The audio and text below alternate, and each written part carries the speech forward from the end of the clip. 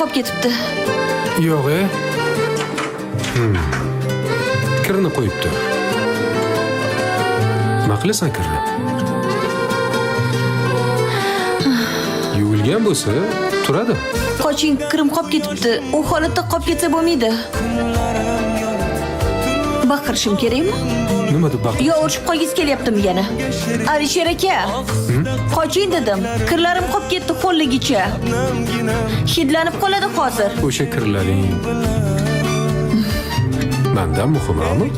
Ha, muhim.